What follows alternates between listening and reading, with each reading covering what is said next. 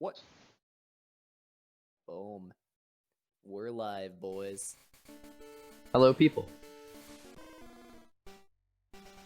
Alright, we got some Pokemon Red and Blue right here at the WeGotJSRFHD Marathon. And we'll get that started as soon as I get a countdown. Oh, I see what you mean with the cropping. Okay. Yeah.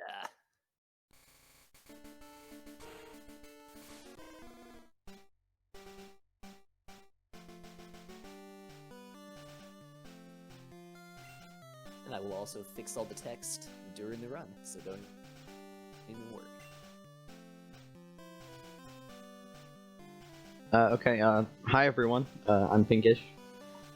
I want to play some Pokemon. That's pretty much all I have. Oh, sweet. I love Pokemon. Before the run even starts, we set our options like this, because, it says fast, medium, and slow, but what it should say is fast, slow, and insufferable. Fast is really the only setting that's not just a snail's pace. Animation's off, because on would add like 10 minutes, even though it might be cooler.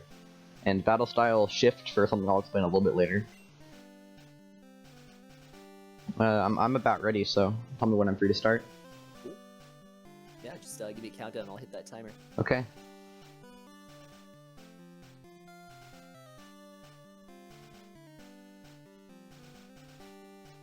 Three, 2, 1, go!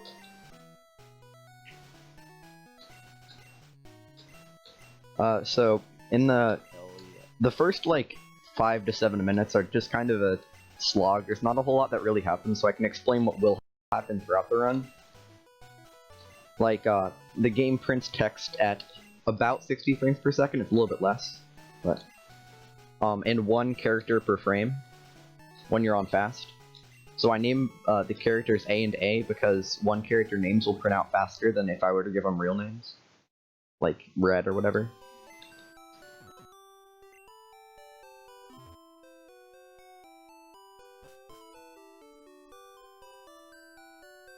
I get the PC potion there.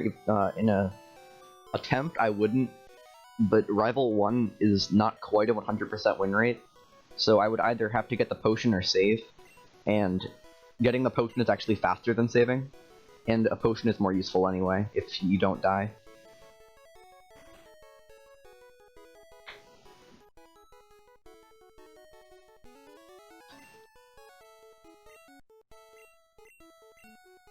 So I'm just matching through the text here. I've seen this thousands of times, don't really need to explain it.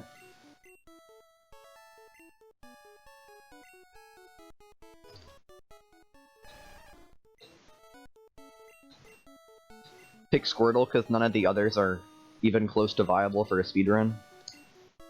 Unless you wanted to do a meme run of one of those, in which case, be my guest, go ahead.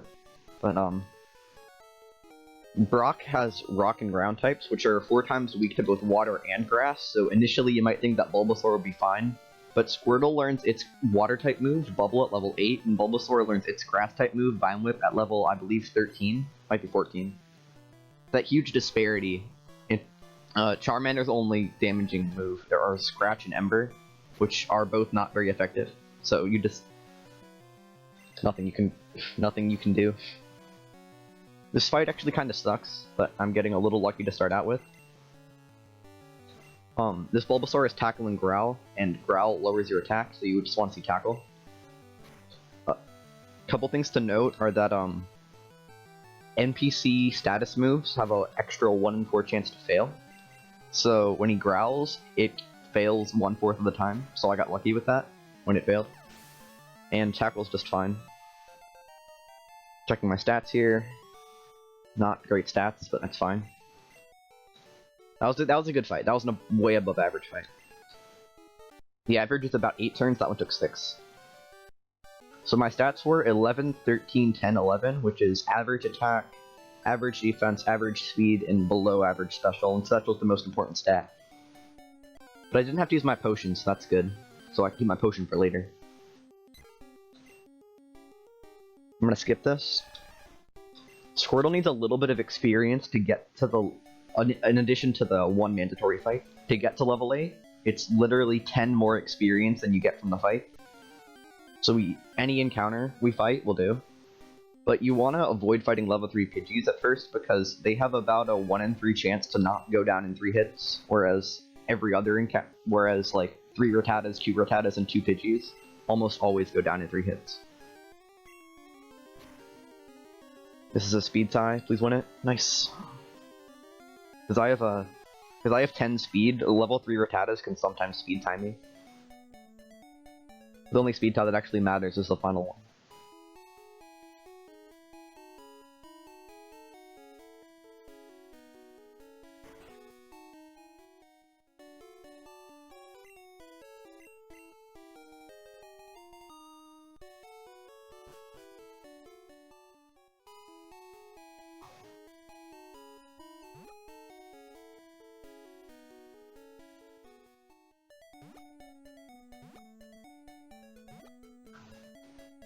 Going down in that little patch between the ledges is actually faster than hopping the ledge, so I do that. Dodge that grass because it's slower on average by about 1 second to take it, because Route 1 encounter rate is 25 out of 256 per tile, which is about 10%. An encounter is about 10 seconds. So that's an average of about 1 second of encounter per tile. And it only saves 2 seconds, so that's a net loss of 1 second. It looks a little awkward. I talked to Oak from the left here. Your rival walks with a lot of swagger, like you can see his hair moving from side to side. He actually walks at twice the... Actually, well, half the speed that you do. You walk at about 17 frames per tile, he walks at 34.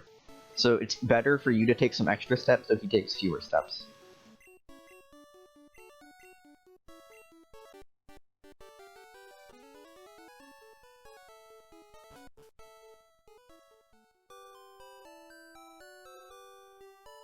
Here I go back up Route 1.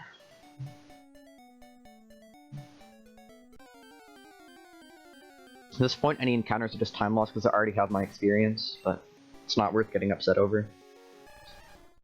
Average encounters is about 3.5, and I'm currently at 3, but even if I got like 5, it's... I mean, whatever. Doesn't meaningfully matter. In the temp, sometimes you'd have to reset if you get too many encounters, but I'm not resetting this, so... This will be about a 720 Nidoran. So I'm gonna buy 4 Pokeballs here. We catch 3 Pokemon, but it's good to have extras.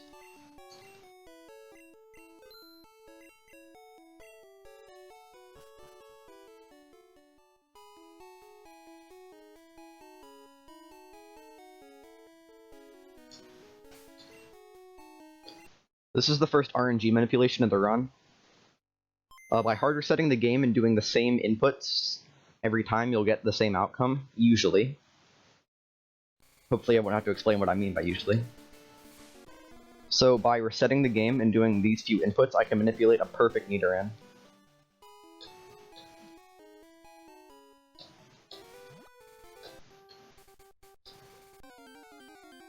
That's the Nidoran tile.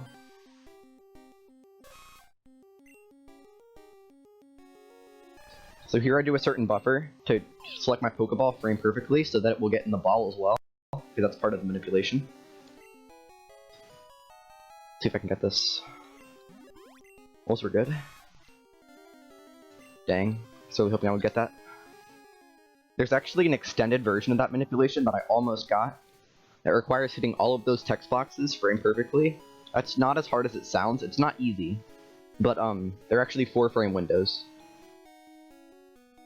Most text boxes are, other than ones that we call 60 frames per second text boxes, which are text boxes with no little arrow on them. So if I got extended, as we call it, I would have been able to manipulate a Pidgey encounter there. It's a very interesting manip because you can essentially manipulate Pidgey while you're manipulating Nidoran. Fun fact, this forest is the exact same BPM as the emote Catcham. But I'll walk in a specific path here. I'll go down in the middle and up on the right. They have these little flowers in the bottom right of the tiles, and those tiles cannot actually generate encounters.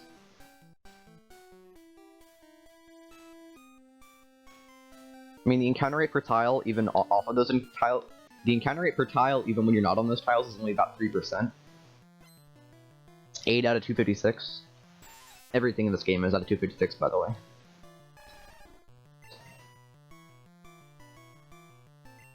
So this Weedle has String Shot and Poison Sting. Because I have a potion, like, my win rate here is so high, it's effectively 100% at this point.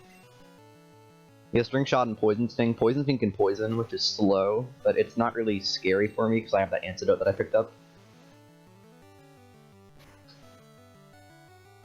Looks like Weedle's are ranged to 4-shot with my attack after 2 Tail Whips, and looks like I'm probably not going to get it. Yeah, there's no chance of me getting it here. I have to check my special here, because if I don't have good special, I'll have to do a backup manipulation, or I'll be able to change to the palette, which is kind of cool.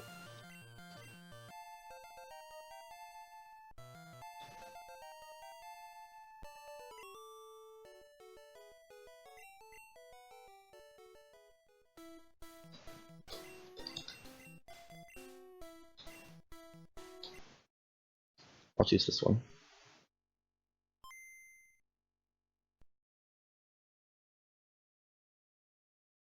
Changing the palette in the intro requires a couple of inputs, and those inputs in the intro actually matter for the manipulation. Also, got to do some A presses.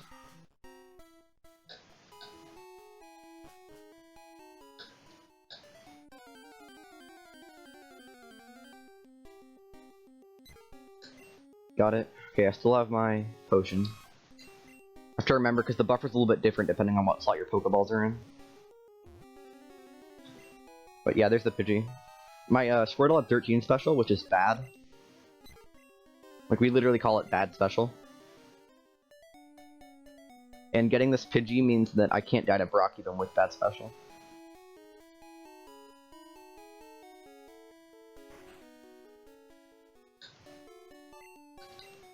Oh wait, what? I hit down by accident. You can buffer to potions in that mark, but I wasn't confident that I got it for some reason, even though that's not even a difficult buffer. That's something about this game. A lot of inputs can be buffered.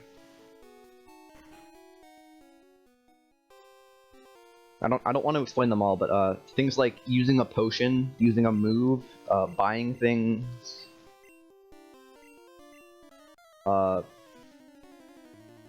clearing most text boxes, like there's just so many buffers. So I have Nidoran in the lead here, and this is where battle style on shift comes into play. I swap in my Squirtle because he has a much better time of dealing with Brock than Nidoran ever could because he has Bubble. Heal this. I'm dead to a tackle critical here, and no way am I gonna risk dying to that and have to go back to Pidgey Manip. In an attempt, I would totally risk that, but this is not an attempt.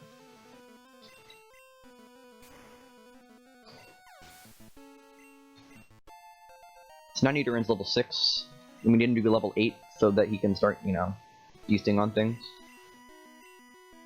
But we can swap right back into him, because our battle style is on shift.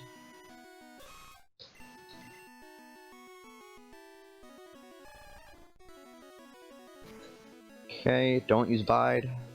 I hate you. Speed fall again? Wait, no, I have bad speed. I can't even rely on that. Well, I have to show you why I swapped use my Pidgey there. See, Bide is an interesting move because it absorbs damage for 2 to 3 turns. And then unleashes that for double the damage. Squirtle can't even tank 1 hit from Bide, even if you only bubbled it once. So we use the Pidgey when we have bad special. So just swap in and tank for Bide. But if you have good special, you don't need the Pidgey because you can 2-shot Onyx and the minimum Bide length is 2. 1258.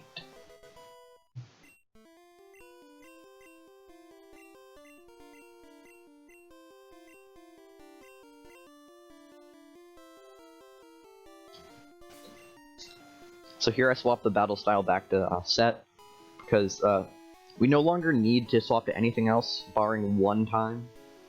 and those text boxes are pretty slow when you don't want them.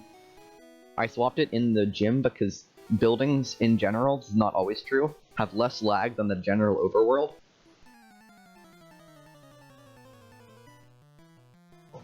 And Brock's gym does follow that rule.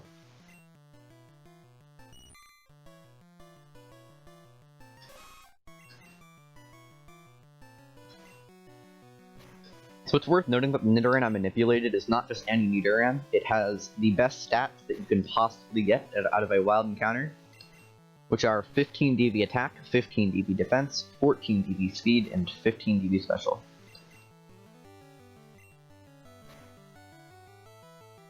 DVs are essentially this game's version of IVs, but instead of going from 0 to 31, they go from 0 to 15, so they matter twice as much. Perfect DVs let you do so much that you otherwise wouldn't be able to. It's very, very nice. Throughout Route 3, with a couple of exceptions, I'll be tackling whatever I can to save horn attacks. You need some horn attacks for a later fight. The minimum you need is 2, but 2 is very scary. So, like, 3 is exponentially better than 2, and then 4 is exponentially better than 3. And then they sort of level off of being exponentially better, but every horn attack you can save is good. Nice. Tackle's only 95... Okay, nice. Tackle's only 95% accurate, so you miss it sometimes. It was actually healed 2 times. It's very rare to need to heal twice after this fight, but you want to be at 25 plus, and if I heal once, I'll only have 23.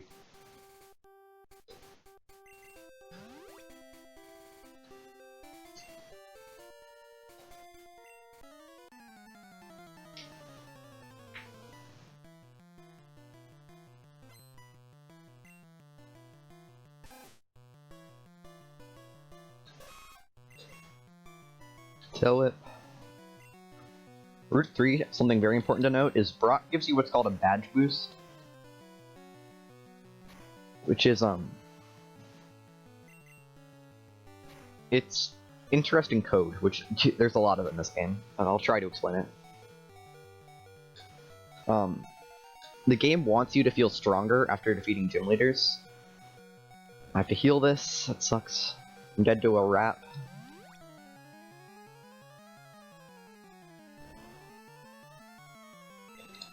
I didn't mean to leer again.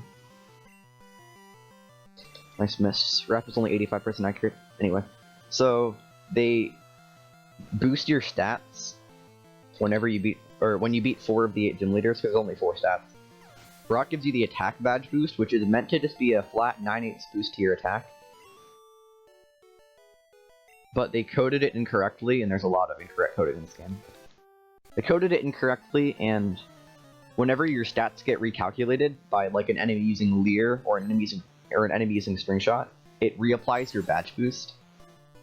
So you get 9/8 again, and we can completely abuse this. In terms of what gives you what badge boost, Brock gives you attack, Surge gives you defense, Code gives you speed, and Blaine gives you special. But the game actually lies about which ones it gives you. Surge gives you defense, but he says he gives you speed. I'm not sure if that's intentional or not, but it's just how it is.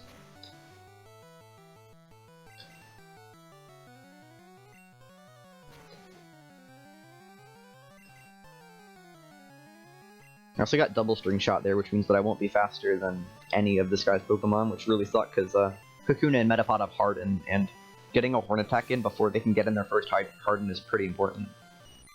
Also, I want Caterpie to tackle twice, because then I'll be speed tied with Metapod instead of outsped, which means that I might be able to get a Horn attack in. Just don't miss this tackle. Nice. Alright. This is a speed tie, and when you level up, it actually removes your added badge boosts. Nice. So I don't get the double String Shot boost for Metapod. I did get that for Caterpie, which is why I was able to Horn attack tackle that. Normally that would actually never die. Okay, I won the 2 most important speed ties. I actually have a crap ton of Horn attacks. Which is very cool.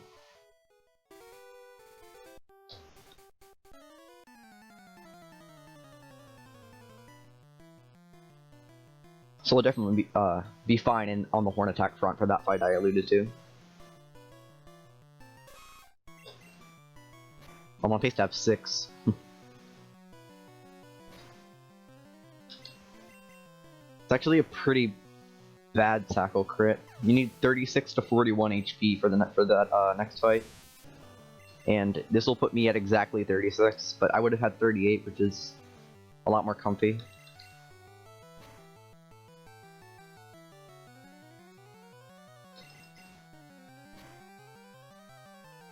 Okay, I'll have 6 horn attacks. Bro, you've missed 3 tackles, man. Why don't you just hit? Also, I want to say that we get Nidoran. He's the best Pokemon for this speedrun, and it isn't close. The other best ones are Squirtle, like into Blastoise, who is the second best. There's a chance that Dugtrio could be faster, actually, but that would be pretty insane. Raticate is actually very good. Nidoran female is pretty good. But the thing is, Nidoran female and male have different attack, defense, and speeds, and attack and speed are way more important for the speedrun than defenses. So Nidoran female's better defenses actually don't help it as much as you think it might, because it has bad speed and pretty bad attack. I would actually catch a flyer in that Route 3 grass there, if I didn't already have one. Because that's 90% to generate a flyer. But this is the manipulation, so I haven't actually decided if I'm going to talk through it or concentrate. Why not both? I've alluded to doing A-presses before. A-presses are interesting because it delays the game by 2 frames while it checks for an item and a hidden item on the next tile, which you can actually sort of do to reset your encounter cycles. So by doing this a lot, you can get no encounters throughout Mount Moon until one at the very end that you actually want. The way that we find this is by having a bot play through the game millions and millions of times, like looking for the combination of inputs that will actually do that on a majority of frames. This one is about 54 and 60 to work, assuming perfect inputs, which I will probably have. I've practiced this a lot and rarely mess it up.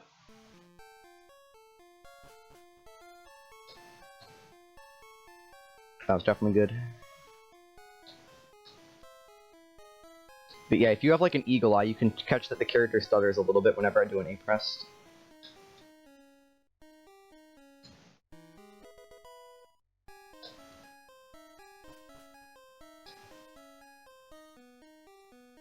My Pokeballs are in slot 2. Just reminding myself. Slot 2, slot 2.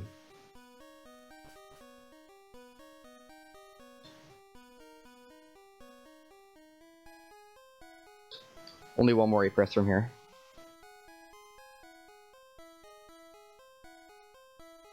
Then I have to do a different kind of YOLO Ball on the Paris. That's the Pokemon that we get. It learns Cut and Dig, so it's good as an HM friend, as we call it, because we don't like the word, slave. That's not a nice word. Hit the text box, good. Now I have to do a different kind of Pokeball. That's called a select buffer, where I buffered select, then down A to buffer the Pokeball. So I got the Paris. That's the longest manipulation in the game, but in my opinion, it's not especially difficult. Just gonna toss some items that I don't need anymore. We don't need Pokeballs or antidotes because we're a poison type.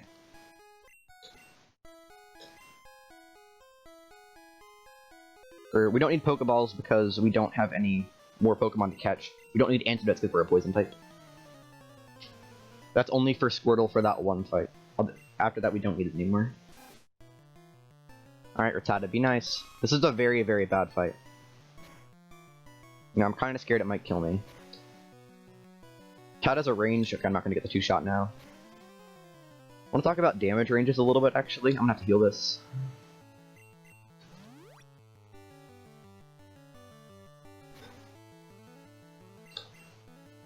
When you're rolling for damage, the game multiplies so it takes the damage that you should do, then divides it by 255, and then multiplies it by a random number between 217 and 255. which leave you 39 possible damage rolls. Please Leech Type again. Yeah, that's Supersonic as well. But, because of how the game handles rounding, the highest roll, the 1 in 39 roll, will always be 1 damage point greater than the next highest roll. That was actually a fine fight. I had a potion, but it was safe, which is what I'm most concerned about.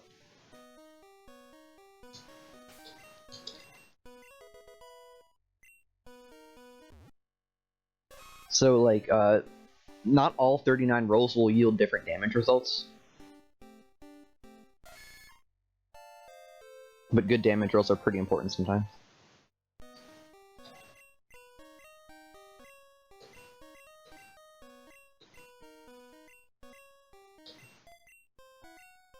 That's not the right move.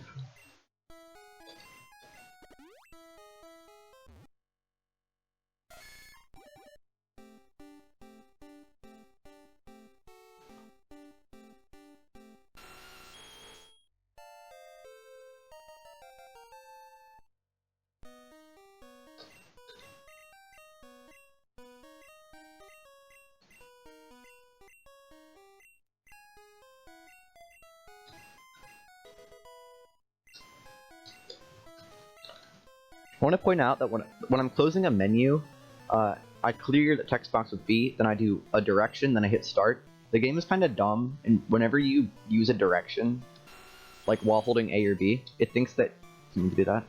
It thinks that you're holding or pressing A again. It's fine, I guess. You can just swap those two moves. When's it optimal too? It would be on. Well, it would be on Caterpie, actually.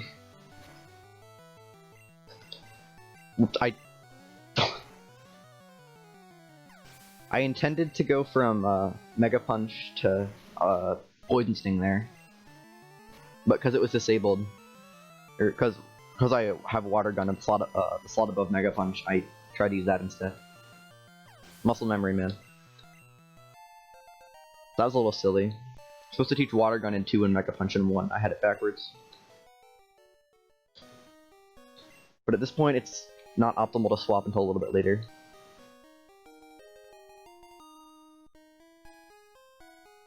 About 1 and 2 to get an encounter at this point.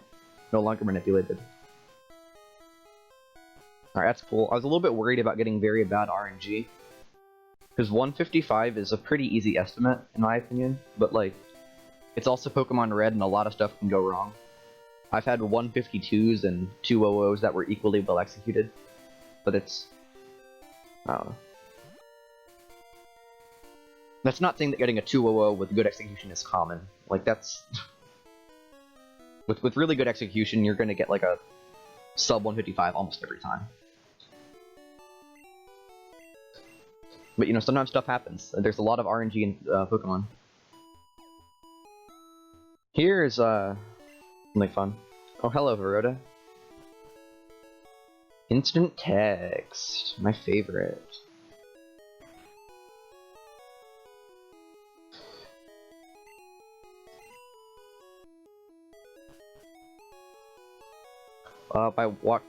Okay. By talking to the bike shop owner and clearing the interaction with B, for some reason, the game decides that the game sets a flag for your text to be instant, and then never removes it until you perform another text speed check, which is either like opening your item bag or swapping. The way that it like performs a text speed check is 1 sec. Essentially, when you flash your item bag, you notice that the text doesn't print out letter by letter like it does sometimes.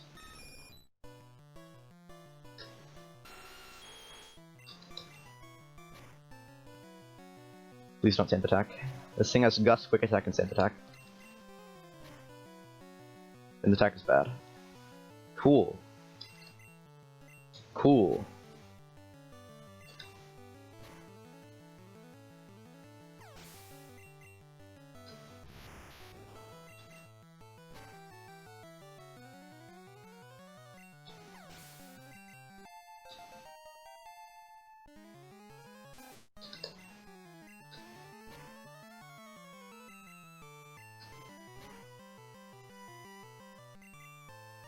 Bro, hit.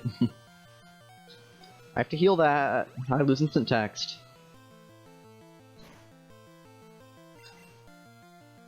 This is stupid.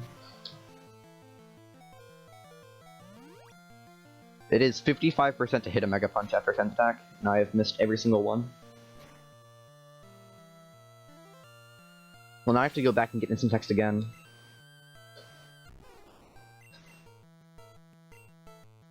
Bro, can you hit? Ah! That's a swap. I have to swap. Really no choice at that point. I'm growled and I'm sand attacked. Nothing else I can do.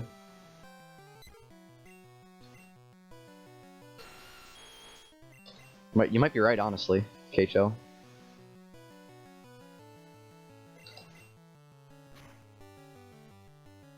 Uh, 24. And I only have one potion.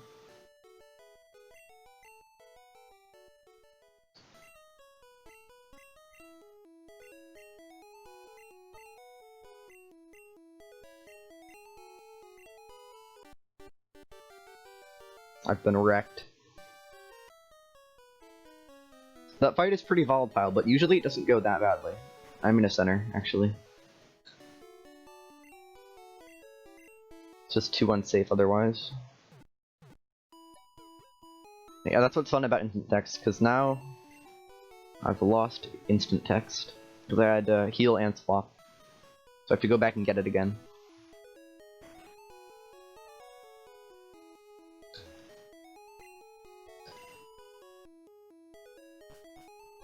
There actually is a category with no instant text that I think is better than this one, but that didn't actually exist when I submitted this, so what can you do? I hold the quote world record in it, but it's not really a world record because it's not a competitive category. This is red because blue does not. Historically, we picked red because red has a higher encounter chance for Nidoran male. Now we pick red because that's where the RNG manipulations are. Oh, that's right, I haven't swapped yet. Whoops.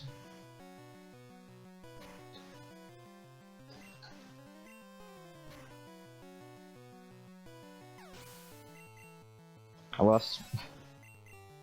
I was gonna remember, I swear. And that fight happened and I sort of lost my train of thought.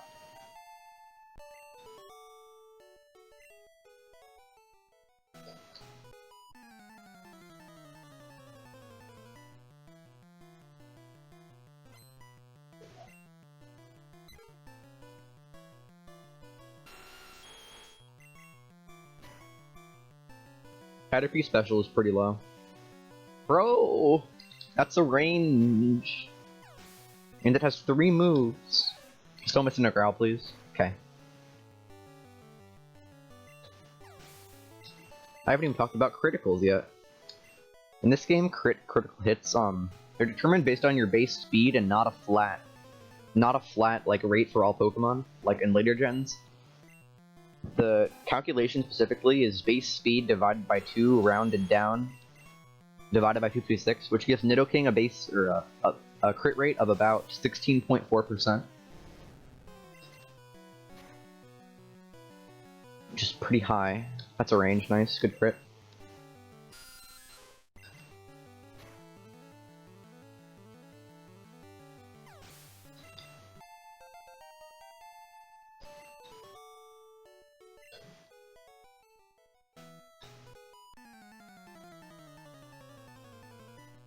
Fun fact, if this were in a 10th, this run would be dead by now, because you can't swap out of instant text when you're going for like a really... Like, if your goal is sub 150, you really can't really swap out of instant text anymore, under any circumstance. And my goal is a little bit better than that. But world record's 145, so that gives you a bit of a scope of times that we're looking at. But getting a run that's less than 10 minutes off of world record, like even with luck this bad for bridge, everything else has been fine. It might sound more difficult than it is, but it's not. For a skilled runner can do this a lot.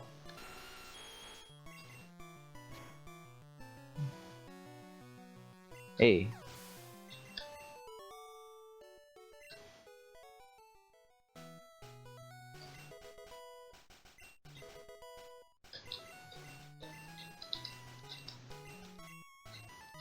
That was not very good.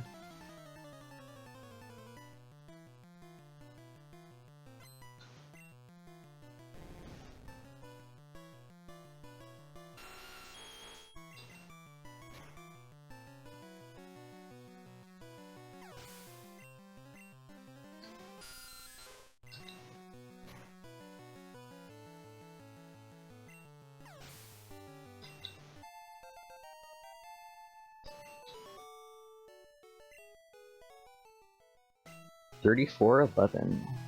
This will be like a 40 Misty, because it's not good, but like, it's fine. When I made my estimate, I was more than prepared for a little bit of bad luck on bridge. We fight this guy because he only has an Onyx and we have Water Gun. What we do to this man goes against the Geneva Convention.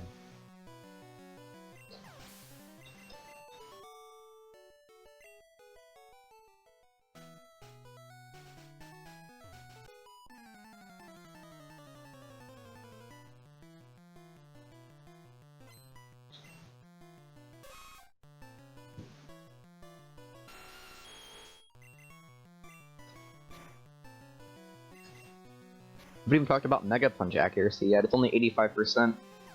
Sand Attack multiplies your accuracy by not really 2/3, it's 66%. So Mega Punch after Sand Attack is a little bit under 60% to hit.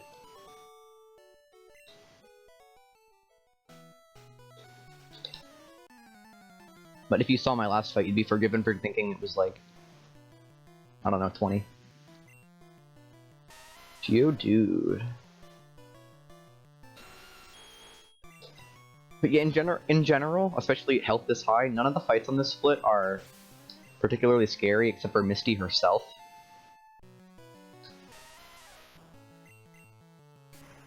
Because Misty is not nice, but everyone else is pretty nice. Just, we have a poison ground type, so it's weak to water, and Misty has water types, so she does a lot of damage.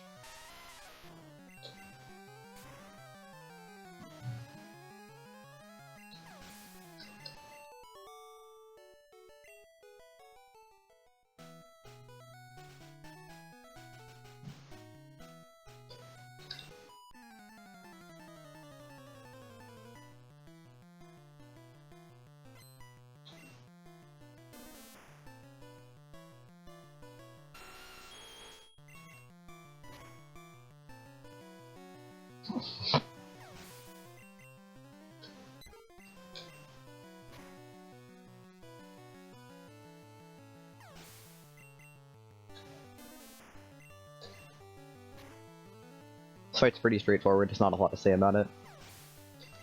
67, don't need a water gun anymore.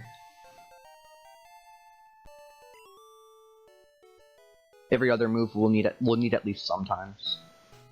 Generally, we wouldn't need Poison Sting either, though.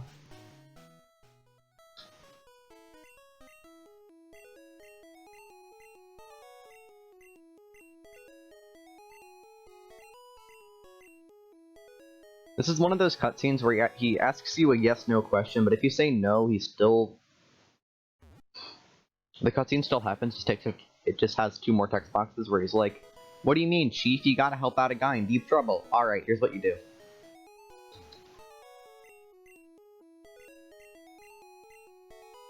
I don't know what to do here. Do I heal or no?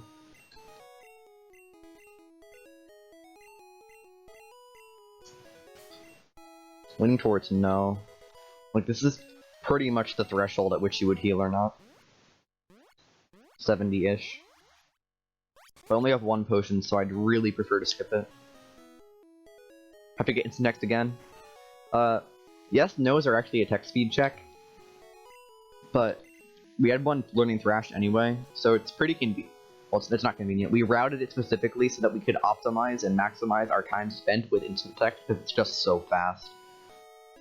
So, you have that tech speed check right after the Thrash tech speed check, and so then you can just keep instant text forever. Not really.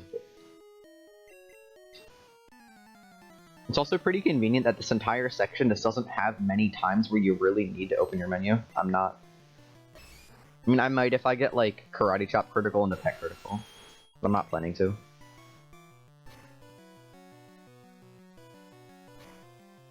Well, there's one.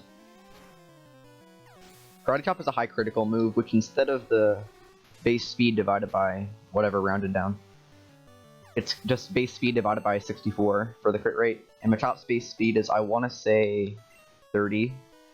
Maybe 35. No, it's 35. What's my Misty win right here? Dead to Bubble Beam critical. Usually.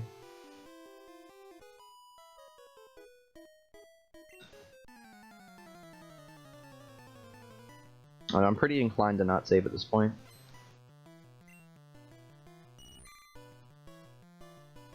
Because saving requires opening your menu, so you lose instant text. Otherwise, it would be an absolute no-brainer. Heck. 59, so I just die every time. Why not? That was bad. I'm so distracted, just hide the fact I'm gonna die. You have to fight the Dig Rocket first. That's the guy I fought with the Machop and the Drowsy, because you need to get 25 for Starmie, or else you don't two-shot it, usually. And, she outspeeds you. At 25, you almost always two-shot it. By almost always, I mean, like, upwards of 99.5% of the time. Oh god. Okay, nice.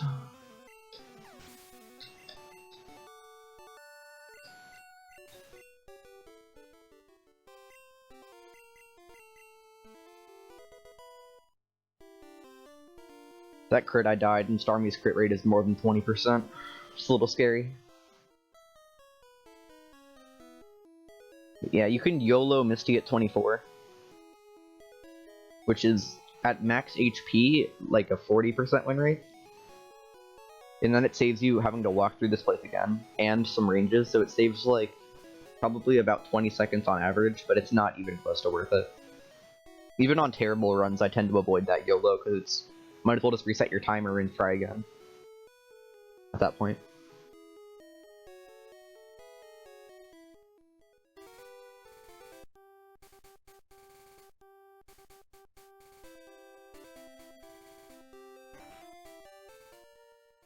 I just want to say, fun fact, in my submission for this, I had a 2433 Moon, which is, like,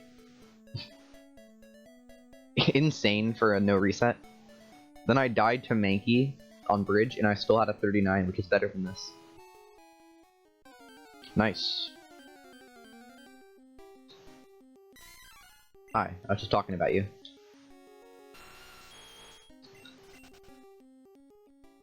Waste about 8 seconds because you're in instant text, and you get to just save the text of the thing appearing and running away, and you know, I'm sure you saw.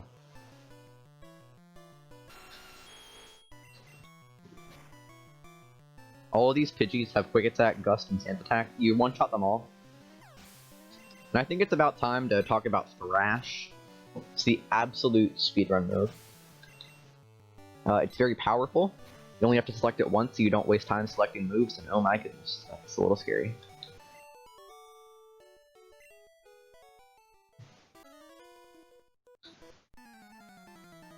But after 3 to 4 turns, it's 2 to 3 in later gens, like they nerfed it, you get confused.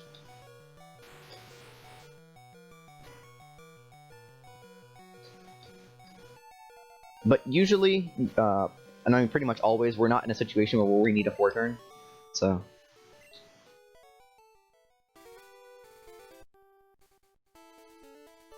By the way, I'm in Red Bar now, which is when you're when you're below 5/24 of your max HP, your health bar turns red. I mean, it's already red, but in Pokemon Yellow, which has color, it turns red. It plays that beeping noise, which is actually very convenient for speedruns. Lets you act during pretty much anything with a jingle. Like level ups, you get to skip the little ding on text boxes, which actually saves 1 frame per text box. And probably most importantly, Pokemon cries. So I'm in instant text and I'm in red bar, so I really don't want to heal, but there's a very good chance I'll need to. Because like 18, this would be good for an attempt, because you want to have red bar for the next split.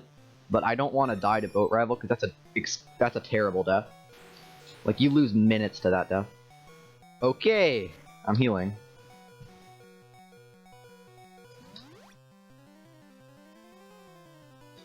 That is a Gem 1 miss.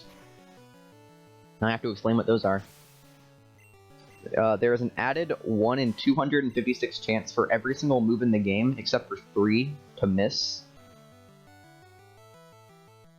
Come on, please. Nice. That's very good. I could Mega Punch that and it would die, but I wanted some damage. To get back in the red bar. Anyway. So, like, Gust accuracy, it's supposed to be 100%, but because they... Okay, this is terrible health.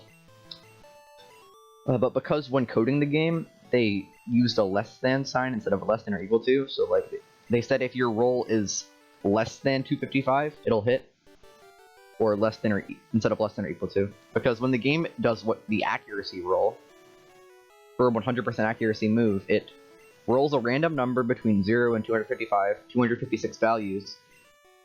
And if you roll exactly 255, it's like, is 255 less than 255? Well, no, it's not. And so you miss.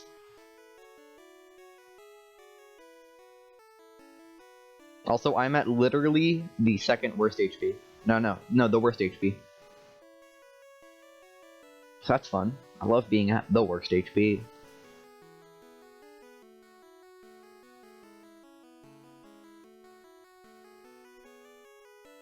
Because Voltorb has a move called Sonic Boom, which has the fun effect of always doing 20 damage no matter what.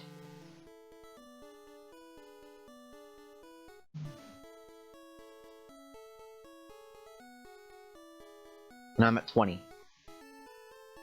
But I'm also not in red bar, so usually if you're dead to Sonic Boom, you're in red bar, so that's like an advantage there. But I'm not in red bar. And if you're above 20, then you can try to get Voltorb to use Sonic Boom, and then you can get red bar. So I just need, like Baroda said in chat, Pikachu use Quick Attack.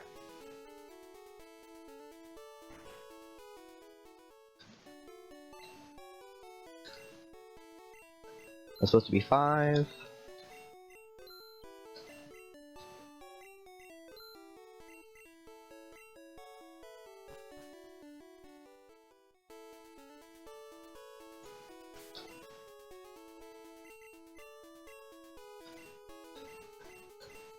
Yeah, Nidoking can learn Bubble Beam, by the way. That's a pretty stupid move pool.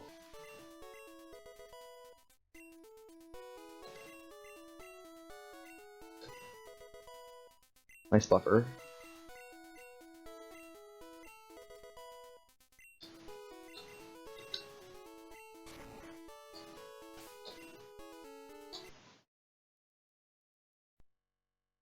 Couple things there. You saw that my cursor didn't move to Paris. When you like buffer things in this game, a lot of times the cursor just won't move, even when like the game's, let's call it, internal cursor moves.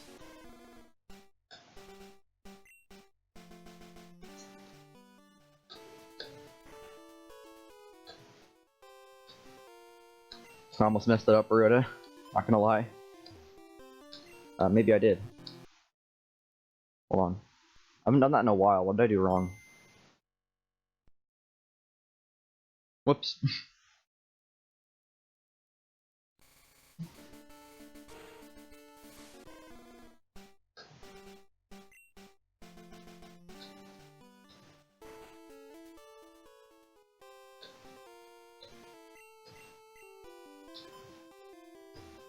Okay, whatever. Those are two different Cansmanips. I messed up the first one because just out of practice with it. Whoops. It's pretty dumb. It's the easiest Manip in the game, and that's the one I mess up. But hey, that's just how it is sometimes. Sometimes you just mess up. And they really shouldn't. Unlikely. Theoretically possible, though. Voltorb's a range, about 75% with Thrash. So nice hit that one, because I would have been dead to range miss in a Sonic Boom.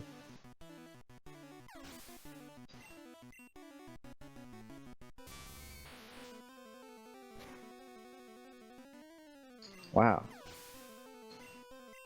Raichu would not have died if I did not critical it.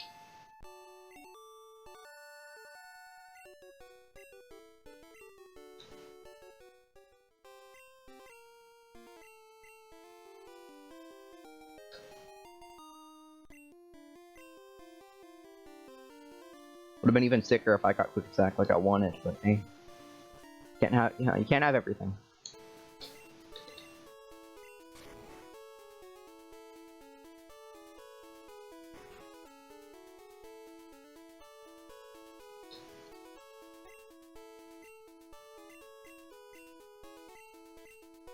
I don't know how I'm gonna fix my item bag. You're supposed to have potions at this point, but I don't.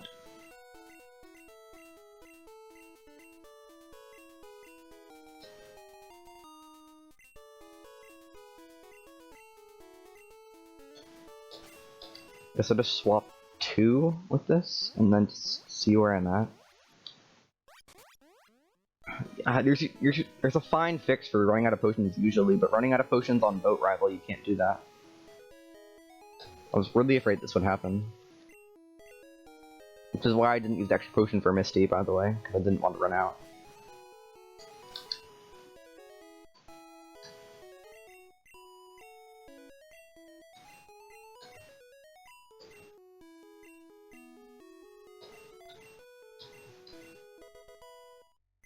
Cure the cursor won't move because I buffered the bicycle. Bonk.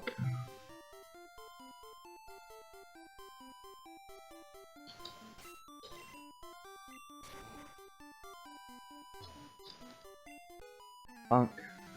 God, I don't... A little disappointed in myself for missing that, but it's not too bad.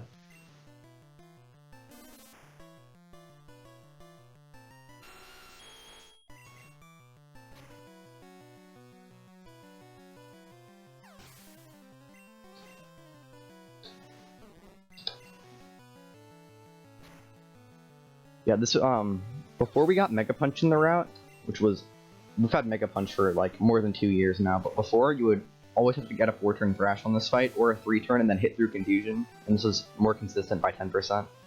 Because, you know, 1 and 2 to get a 4-turn, then 1 and 2 to hit yourself, so that's 1 and 4 to not have a good fight, and now it's only 15%. And it's probably better to miss on Oddish anyway than to hit yourself on Bellsprout, because Bellsprout has Wrap and Sleep Powder, and Oddish's worst move is Stun Spore.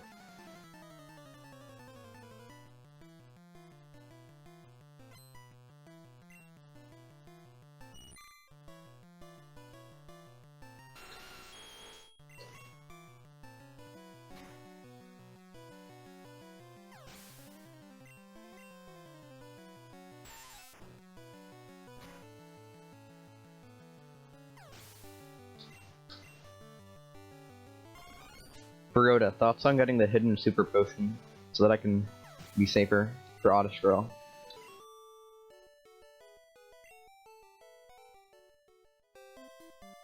I don't know, that sounds kind of silly now that I say it out loud.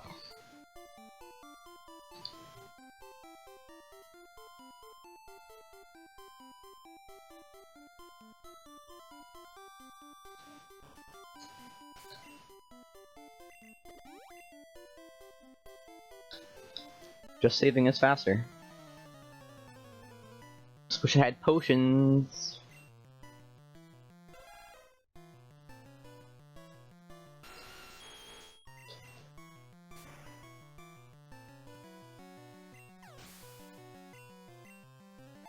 If I wanted Red Bar set up, I could actually Bubble Beam and then Thunderbolt this Slowpoke, but I prefer safety.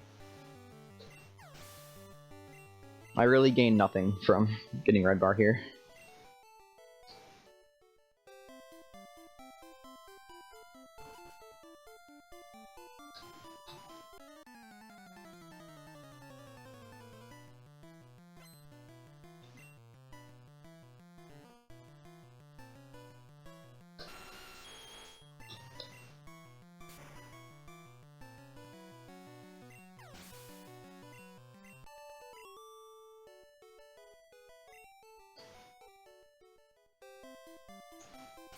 So this Oddish is a 54% range. And if you miss the range, there are 2 moves that are fine, 1 move that's okay, and 1 move that's very bad. The 2 moves that are fine are Absorb and Poison Powder, because you can't get poisoned because you're a poison type, and Absorb this does 5 damage. Like, that's not scary when you're at 26. Please. That's the okay move, because I have Paralyze Heals. Now I get a free Absorb as well. By free, I mean, like, guaranteed. So Bulbasaur outspeeds me, so if Bulbasaur goes for Vine Whip, this could actually put me into Red Bar. Okay, now just don't get fully paralyzed. Wow, okay, that actually did not go that poorly. So now I can just heal this off in the Paralyze menu. Or in the Repel menu, rather.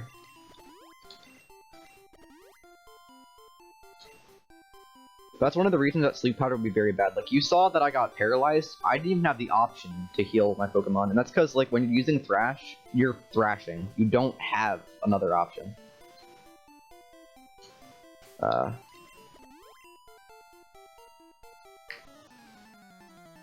So, Sleep Powder's so bad because you're Sleep Powdering, but you're Sleep Powder, but you're also thrashing. So you can't heal.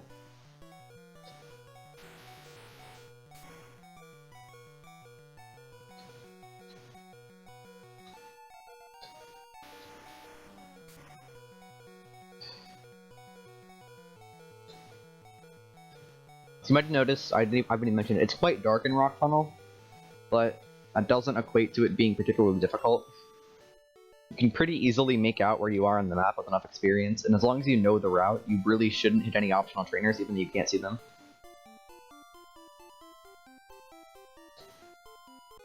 Like that, I bonked once or twice maybe, but that was not a bad Rock Tunnel. This is the last trainer. Not much to her. The only real variance aside from a Gen 1 miss would be Pidgey using Quick Attack, which would be like, I don't prefer it, but it's not necessarily bad.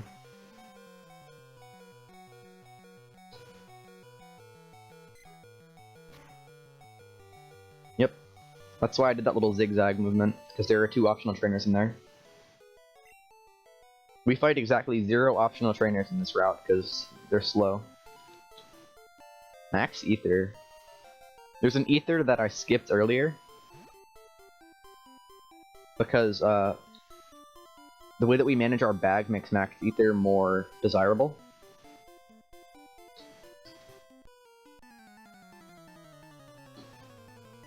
Even though we use them for the same purpose.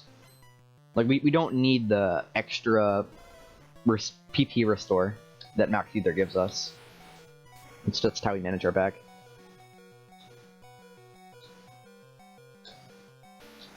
Early drill.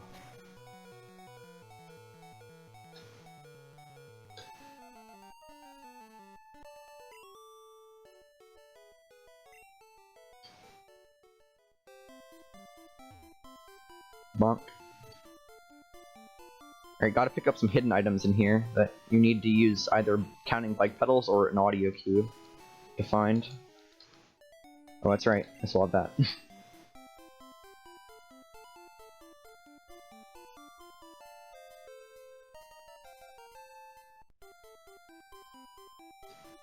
Oh my god. How does this happen? I messed up. Obviously. We don't pick that one up in the normal route, so that's my excuse. I use an audio cue, so when you mess up, or I didn't mess up the first one. I don't know, I just messed up. But when you mess up the first one, it would mess up the second one. But I didn't mess up, so who knows. Anyway. She went up. Try to remember that.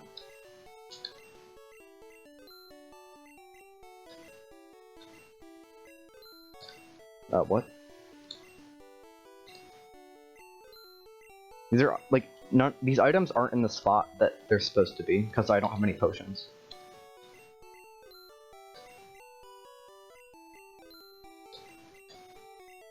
So it's pretty unlucky for me, because everything's just a slot away from where I expect it to be.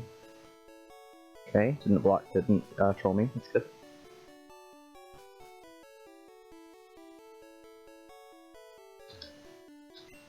Buy a Pokédoll for a not glitch that we'll do later. Because it's glitchless. We don't do glitches. It's cheating.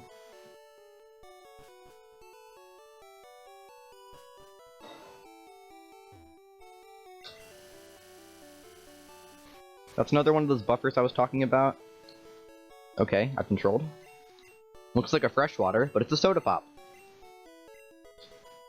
It's actually faster to do on this way if I can get it. I think I got it. Nice. It saves 3 frames.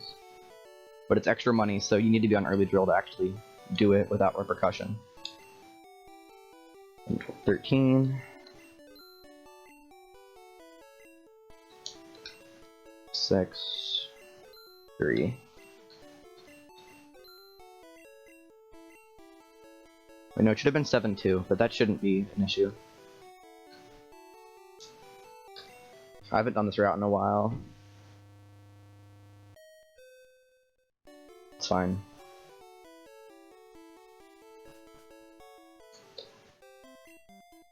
Alright, time to see how poorly my efforts to fix my bag of no potions will go. I'm guessing pretty poorly.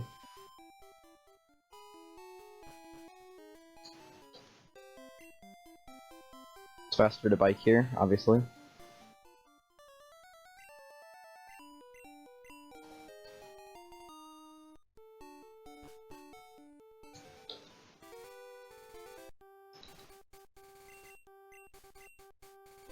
Oops.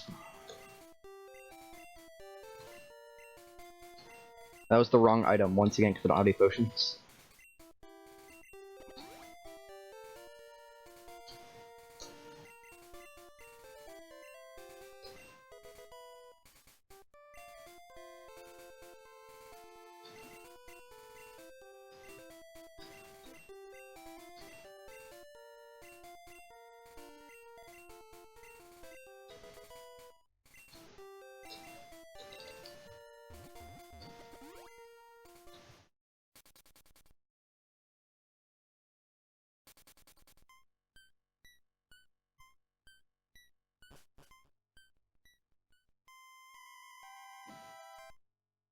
The unfortunate thing is now my inventory's wrong, but just unlucky because running out of potions in that exact spot is so bad. Like anywhere else is fine. Well, as fine as you can get along, but like, just everything's messed up now.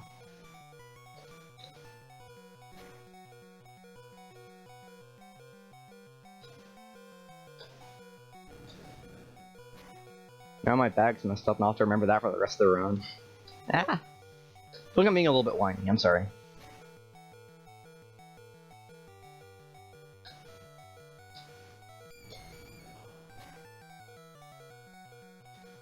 And the fix I'm alluding to is there's a hidden full restore that didn't pick up because we routed it out when we decided to start picking up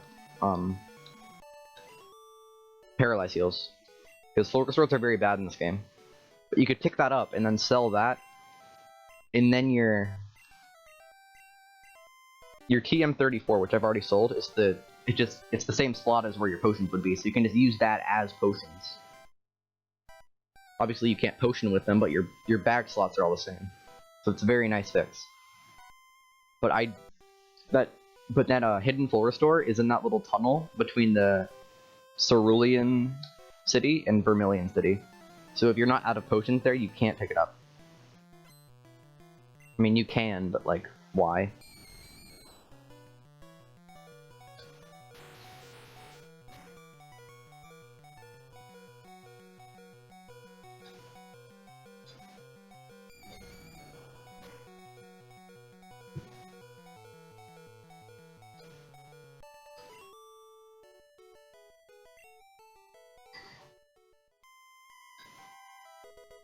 So the main problems with my bag right now are that super repels are in slot 2 when they're supposed to be in slot 3, and vice versa with X accuracies. Which means that I just have to remember that until I run out of super repels, which will be in about 40 minutes.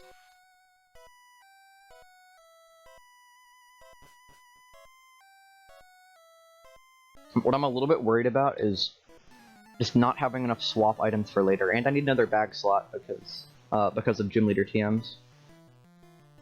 Just a lot going on right now.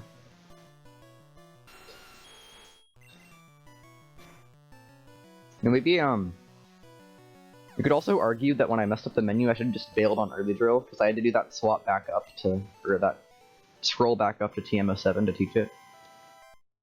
I was considering it, but chose against it. I like the strat too much. Also, I'd rather exact drill certain fights. There's so much that I feel like I'm failing to explain because it just goes by so fast sometimes.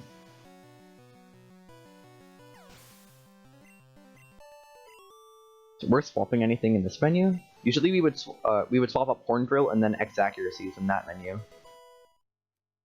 But I've already swapped both of those. Or I've already swapped up horn super repelled, which I would swap up in this menu, so I think it's just not worth it to swap anything up at this point.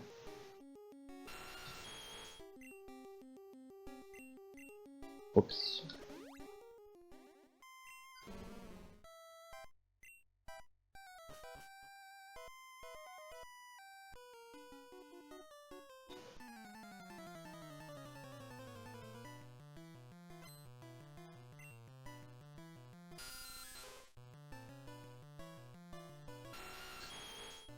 Also, Rock Slide is 90% accurate, but we didn't see that.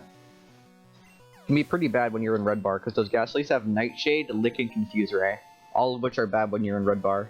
Nightshade is the worst, but it's the best when you're out of Red Bar, which is kind of funny, just because it does damage equal to the user's level, so 23 levels, or 23 or 24, depending on the Ghastly, 23 damage. So, in Red Bar is 22 or less. Nice range, bro. No! I have a complaint. That is nearly a 90% range, and it has 4 moves, and it chose the worst one. Bubble Beamed afterwards because no super effects.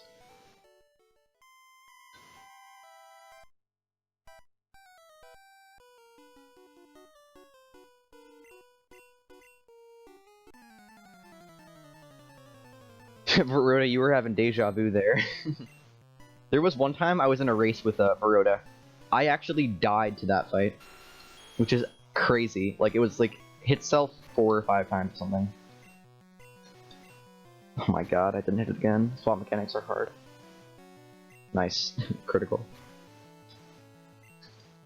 Made so many mistakes. Swapping is hard. Had to do it twice.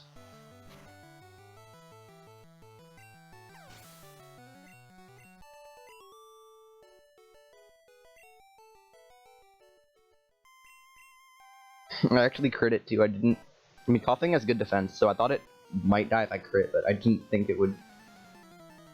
Eh.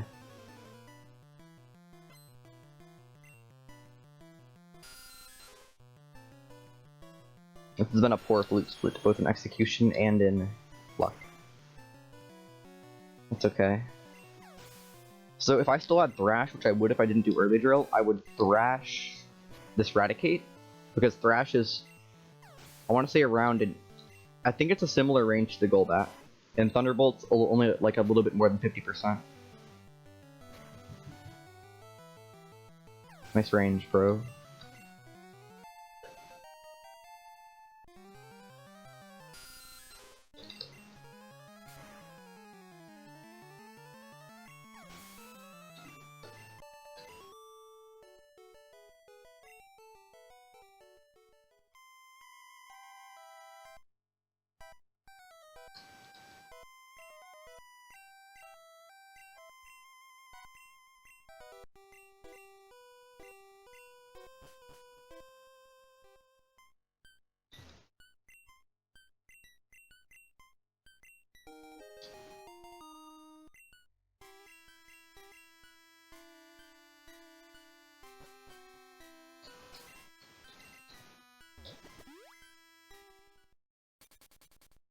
So we take the center here. We don't really need it because we already used that heal pad earlier between the Ghastly fights.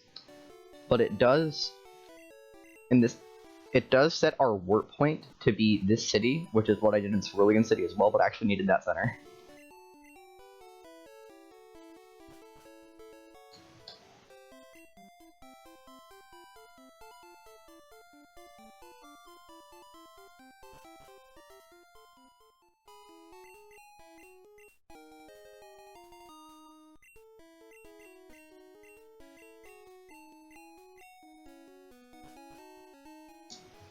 Whoops.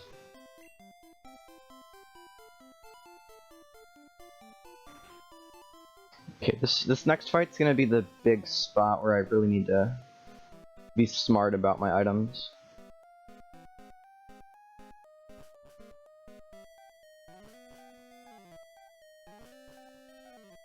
Because I know, because usually in this Sylph rival, which is the fight after this one, there's an elixir by the way, I would swap 6 with my X specials, and then I would use an X speed.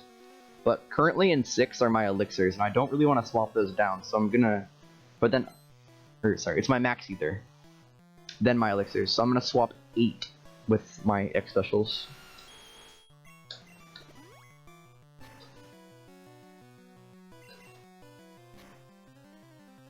Which should be in 12. It's only down 4. Because currently in 8 is the item that I swapped with my super pels.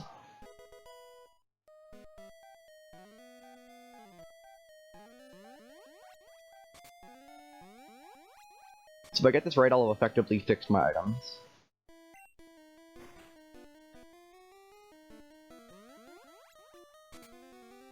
But potion also took up a bag slot that I need to fill. So usually we would use our max ether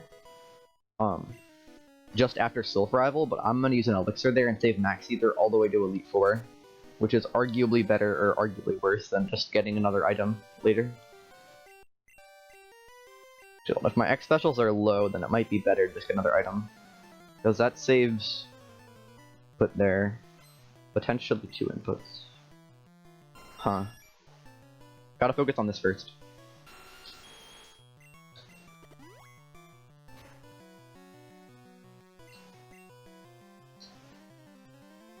Let's go. I nailed that. I actually wanted damage from Pidgeot, so that critical was actually pretty good. Yeah, I'm just gonna get a Safari item and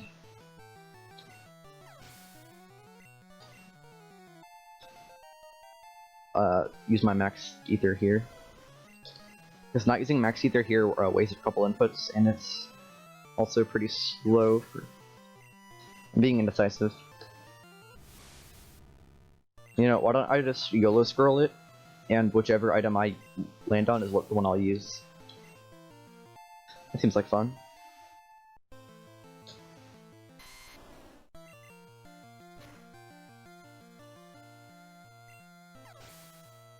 I've had to improvise pretty much every single menu ever since I lost my potions.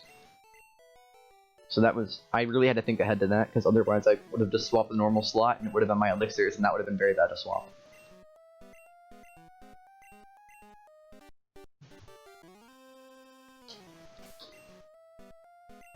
Cool. That's what I'm doing.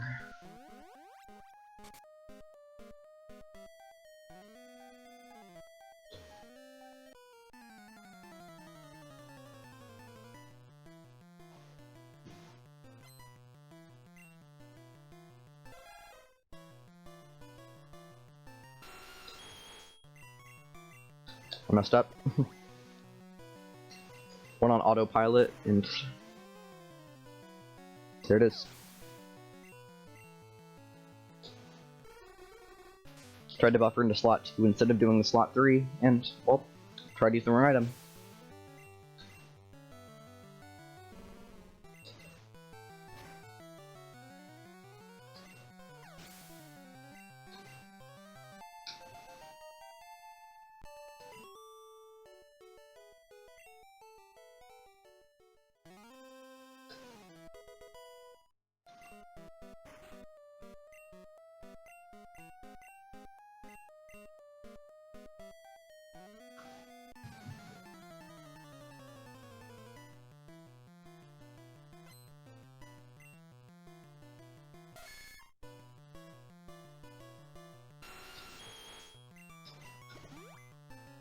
That's so slow. Two turns, please. 3 turns, please.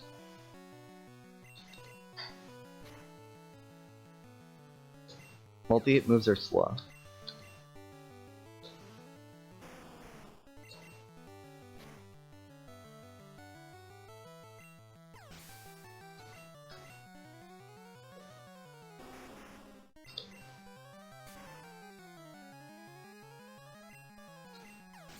I know it's pretty convenient that of the 7 Pokemon that are used, 5 of them need to be Horn Drilled and 2 of them died at Bubble Beam.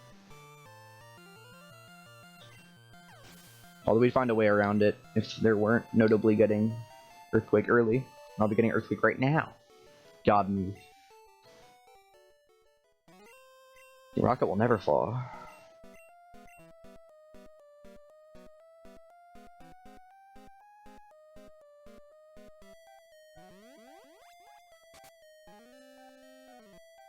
Also, to go back to what I said way earlier, like, Nidoking crits about 1/6 of the time, so that means that a lot of them will be useless. It's not worth getting upset over. Like, yeah, it's an extra text box, but useless crits are gonna happen.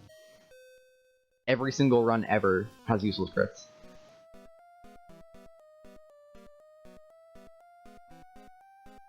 Earthquake. For candy. Time to dig. Okay, slot 2 and the...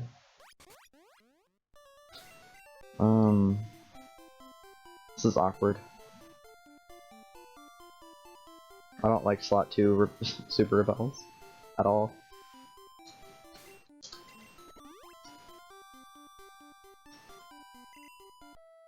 Nice, that's all the items I have to swap.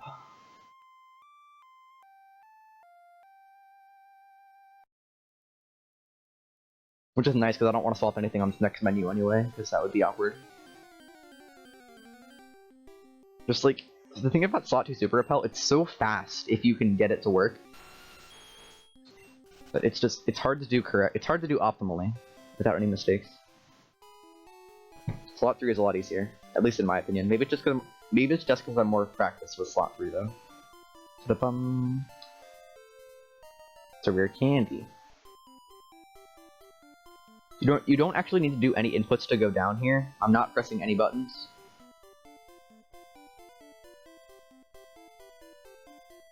Except to clear that text box.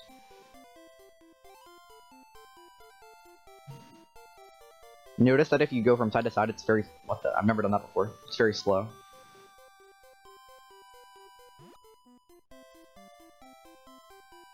That's just how cycling road B.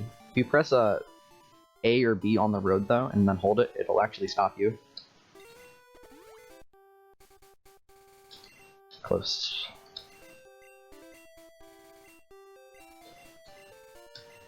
So I don't need Rock Slide anymore.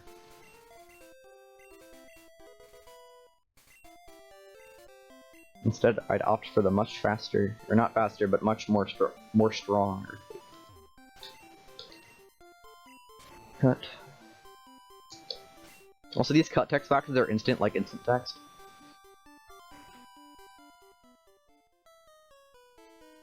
So I don't know when to bring it up.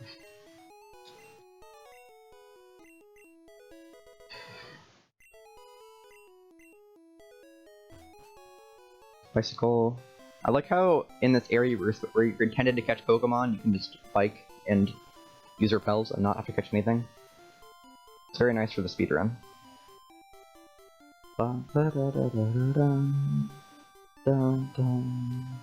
That's a full restore.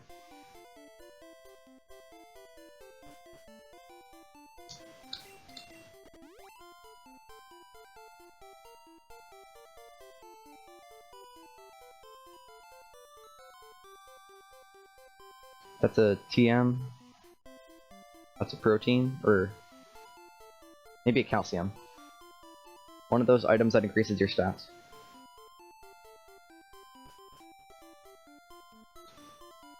The gold teeth. That's another TM. There's a revive in that statue that I just touched. A lot of items in the Safari Zone. Gun S. I didn't catch requirements in Gen 1. Or, well, for this game specifically.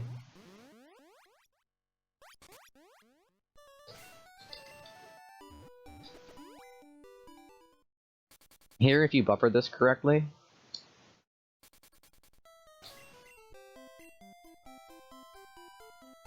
it saves 5 frames to bike to that gym. When I said that biking to the bike house was obviously faster earlier, I believe that saves either 8 or 10 frames. It's not 9. It's not 9.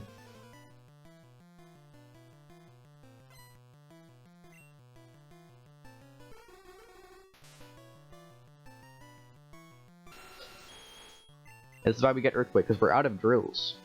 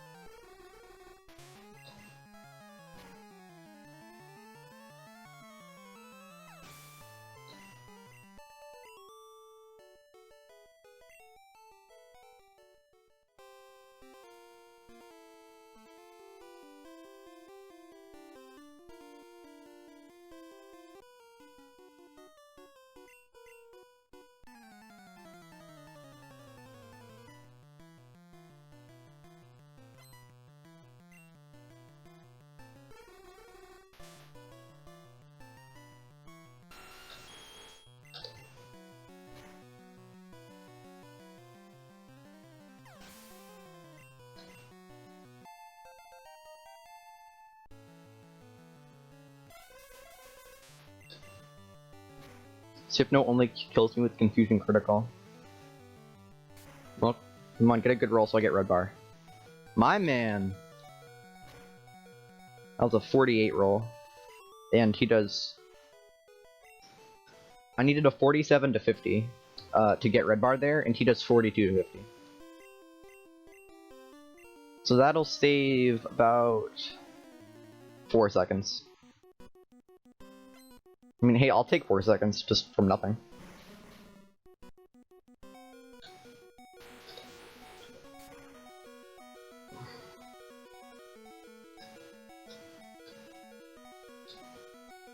Would be more, but I don't get red bar for the level up. Or the Wheezing Cry, which would save much more time. Good night, coughing. Doo-doo, doo-doo, doo-doo, doo-doo.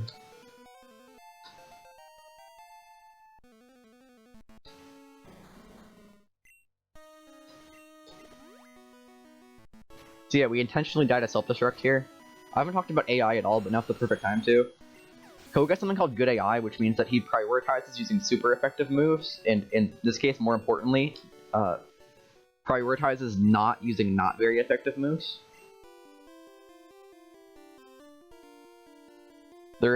That's one of 2 main types of AI in this game. There are smaller examples, but the 2 main types of AI are the good AI, like I just mentioned, and the normal AI, which is use random move. Most gym leaders have good AI. Like Misty would only use Water Gun or Bubble Beam, or she would X defend because she has good AI. She has Tackle. She can't use it against a Nidoking because her AI sees that you're ground type and therefore can't use it. But we can abuse this because we can die intentionally because he has 3 poison moves and 1 normal move. So he always uses the normal move.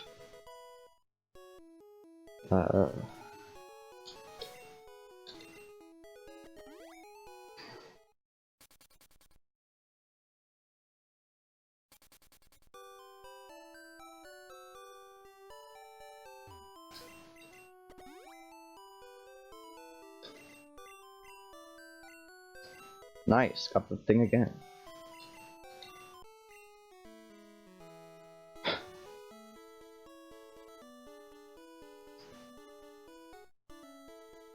We can even abuse this later on because I'll just tell you right now, and you can see this, and you can see how this could be abused.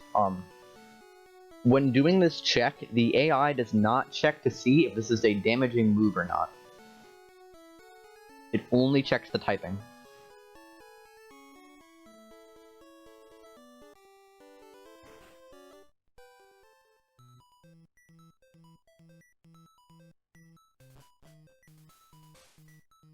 Yeah, Koga didn't give us his TM because bag space is very limited in this game. You can only hold 20 items at a time. This is actually convenient for the speedrun because Gym Leader's giving you their TMs. Takes about 4 seconds on average. Koga's is one of the fastest, actually. And that's like 3.8 seconds. That's right, Baroda. So we fill our bag intentionally. You can't really do it before Surge, and you wouldn't want to anyway because you need Thunderbolt. You also need Bubble Beam for Misty. So of the 3 TMs you get from Brock, Misty, and Surge, one is completely unavoidable. Like, you can't not get Brock's TM, and the other 2 are useful, but the rest you dodge intentionally, because you just don't need them. This is Blizzard, this is the final move that we will teach. Which, yes, Nidoking does learn, because, you know. When I look at that thing, I think that thing can control the weather. That's what I think. But now I just opened up a back slot. Actually, I have 2 open because I have no rare candies anymore. Which is why we keep Repel there anyway, because we need to open that bag slot for a very, very fun strat. And a very, very safe strat. My favorite kind. I prefer safety. This rare candy. And you can't progress the game fully, you can't get into Blaziken without the secret key. So you just, you need a bag slot for that. What's nice is that Repel is almost perfect, it wears out right here.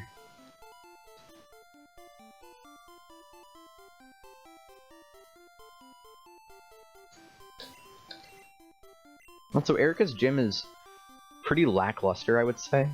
There's not a whole lot of cool strats or anything that we do. I'm taking an extra step. That's not a strat, by the way. That was a mistake.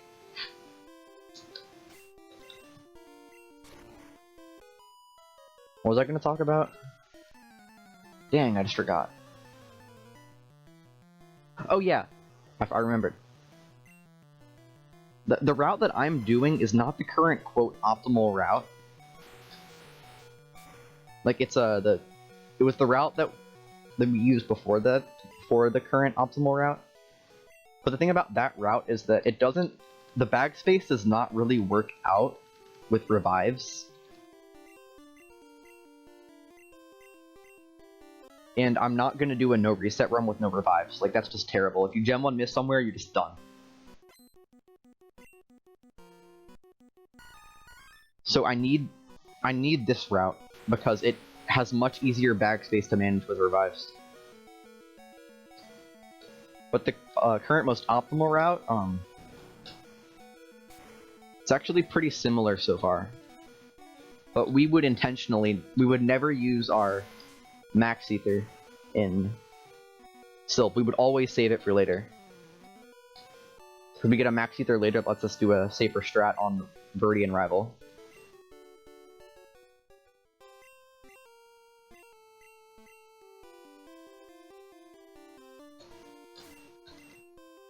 Yeah, it's kind of the boss rush. We did no gyms for a little over half an hour. And so we really got to get our fix in. So we beat the next 4 gyms in less than 10 minutes. Yeah, Erica, Blaine, Sabrina, Giovanni. I keep messing up. Because I'm not focused because I'm commentating. We beat them all, like, super quick, one after another.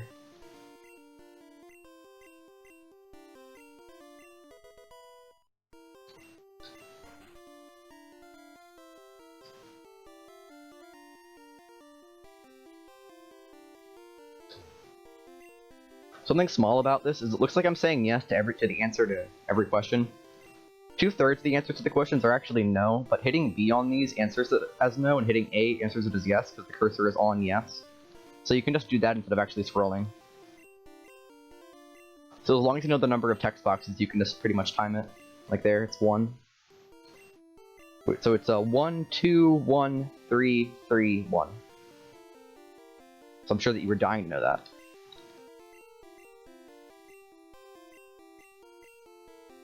One, 2, 3.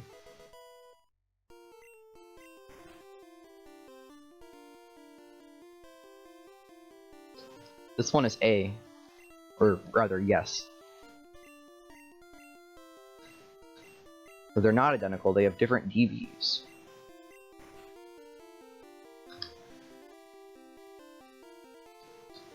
You know, I like the way you think, Crazy Jesse.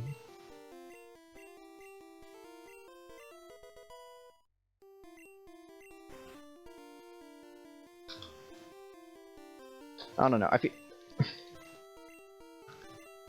like, obviously I don't really think about the questions very much, I just think about, like, the answers. Because the questions themselves don't actually matter to me.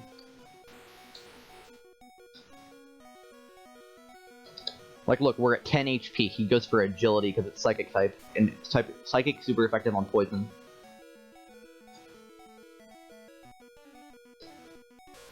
This is one of the reasons why Nidoking is, like, just crazy good. It's holds Red Bar from Koga until the Elite Four, with, like, a combined maybe 20% risk. Imagine Red Bar for that long, that safe. It's crazy. It is not crazy.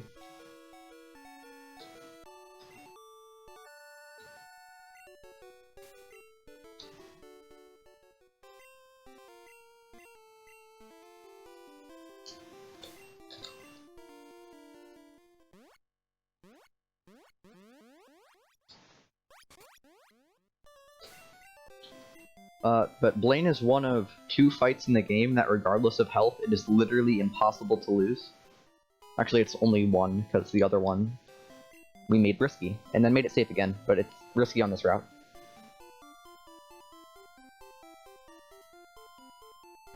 Sabrina's a very straightforward fight, so I can talk about that a little bit. To be, quote, unlosable, you need to use an X accuracy, because Gem 1 misses, and you need to be in a spot where they can't damage you, essentially. And there were 2 fights in the game like that. Now there's only, well, I mean, again, like, there's 2 now again, but for this route, there's only 1. There's sort of a third one, because there's one fight where the maximum damage you can take is 10.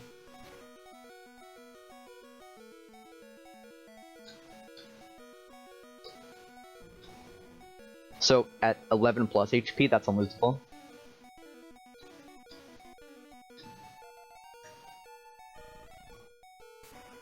Yellow's a lot harder than red-blue, because in yellow their AI is better. Fun fact. Like, it can still be abused some places, but they don't all... It's... Also, the movesets are better. In this game, most all Pokemon have the moveset of that Pokemon at whatever level they are, with no TMs or anything. In yellow, they actually have TMs.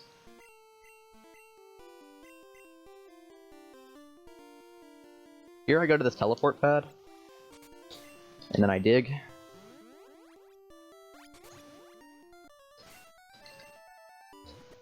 It's fat. What about Erica?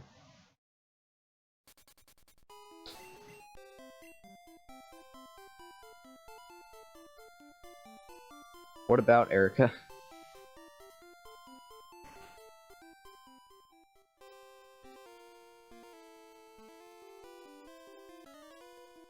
Oh yeah. I mean, I don't know. It doesn't. You don't use an X accuracy.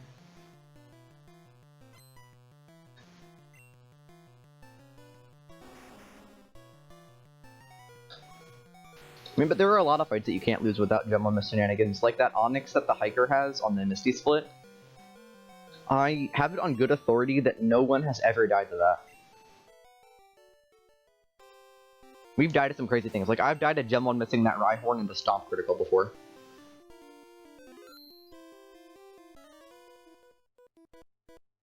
This guy is a pretty bad fight. You're like around 15% to die.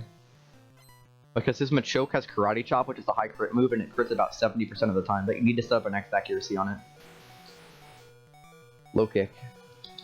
Low kick would be good because it will let me keep Red Bar for a little bit longer, but I'll take miss. I'll just take not dying, really. Not dying? I'm happy. I'll take that.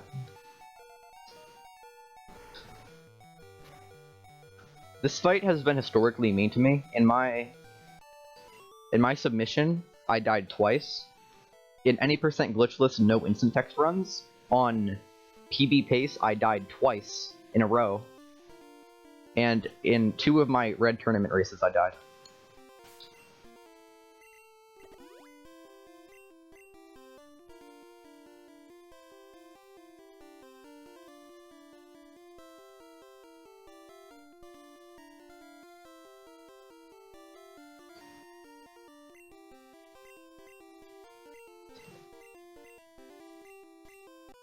And while I don't believe in the concept of different people getting different luck, because everything really does even out in the end, sometimes it feels like it, you know?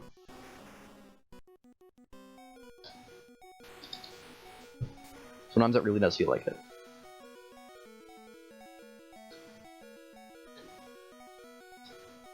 I indeed ain't whom. Or I indeed ain't whom.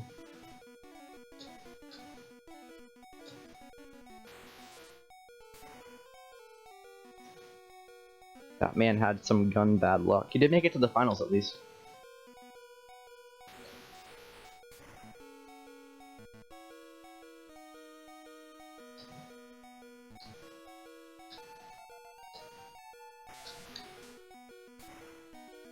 Dies is a range.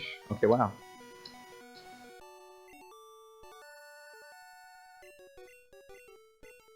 Imagine Rhydon actually dying with no misses or range miss.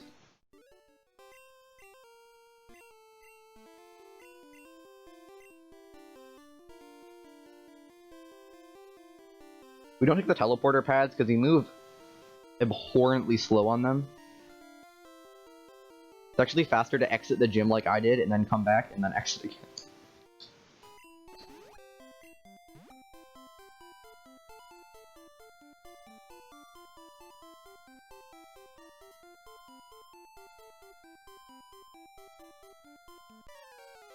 Yes. Them saying you don't have space for this or come back later for my TM or whatever is on average 4 seconds faster than them giving it to you. It's not a coincidence. So we save about 20 seconds throughout the run like that. Lol.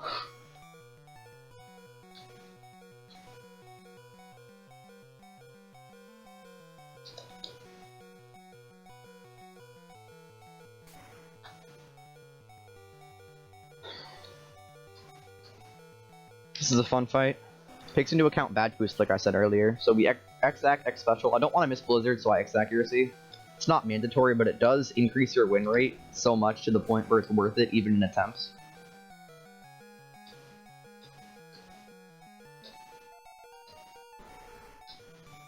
But we X-Special after our level up.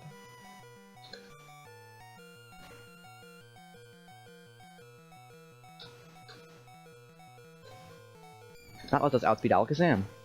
So this is where the risk comes in. So far, nothing could have killed me, because both Pidgeot and Graveler just spam agility. But if I crit this Venusaur, I could be in trouble. Okay. Because crits ignore stat changes in this game, which include the 2 X specials I used, because why wouldn't it? So if I crit it, it's only about 55% to die, and then it can use Razor Leaf and I can die. But that's only about a combined 2%. So I need to crit, miss the range, not get Vine Whip, not get Potion, and then get Razor Leaf hit. It's only about 95%.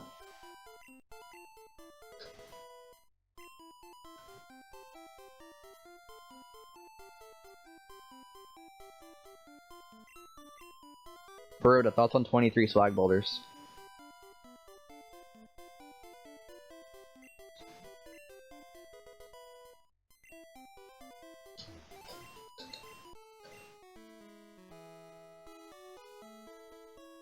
You know what, why not? I'll do it. It's a marathon.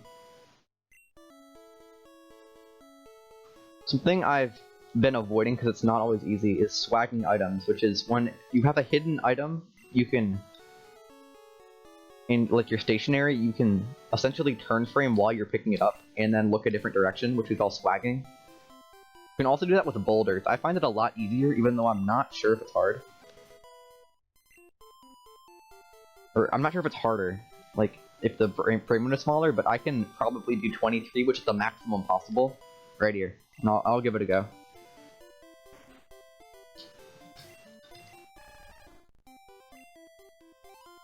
Let's count them out. 1, 2,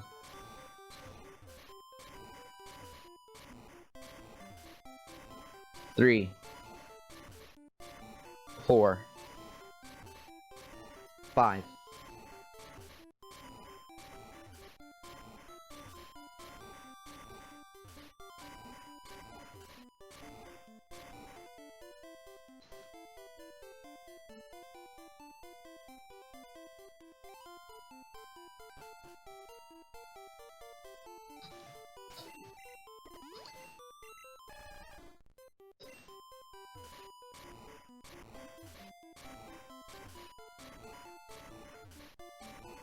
6. No!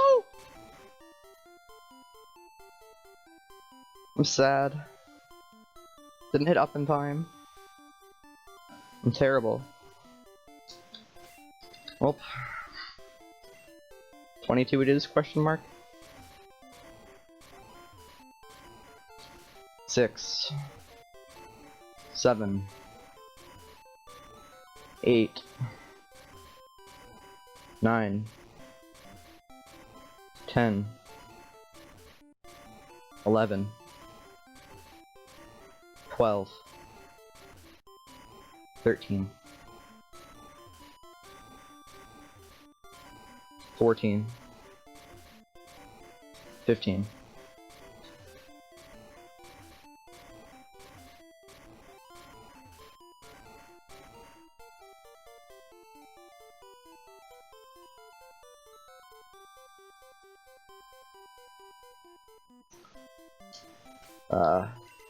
My repel would wear out because of all the extra turn frames, so I'd just use it there. Yep, it also forces you to do that.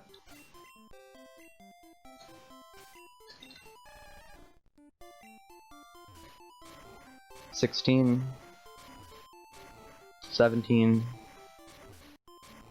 18, 19, 20, 21,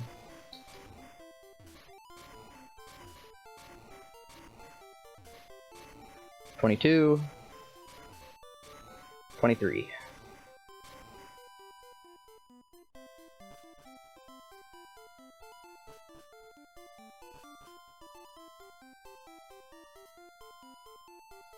I owed you guys that one. I did.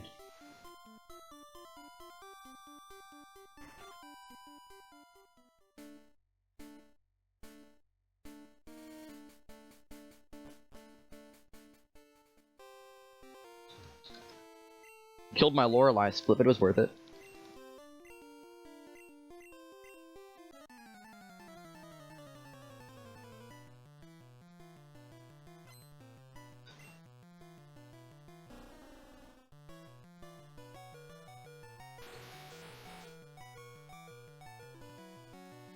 Pidgey.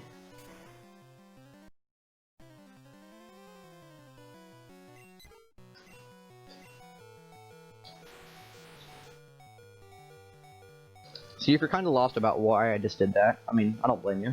How could you know? Essentially, Lorelei's AI is, I could call it weird, but a lot of trainers actually have AI like that. Where they're guaranteed to use a status move on the second turn.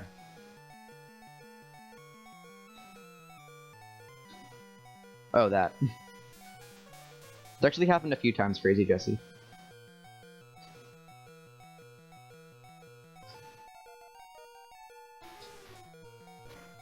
So, we can swap into Pidgey on turn 1 to tank the Aurora Beam. And then on turn 2, she's guaranteed to rest. So we swap back into Nidoking and can set up an X special for, or sorry, an X accuracy for free.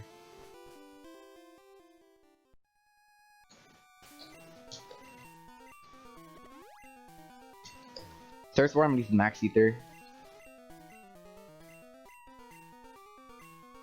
Hoo-ha.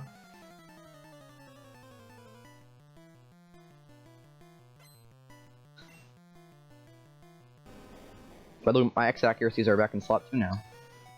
Because I ran out of... Okay, it's fine. It'd be faster to blizzard these Onyxes, but I only have one and I'm saving it for Agatha.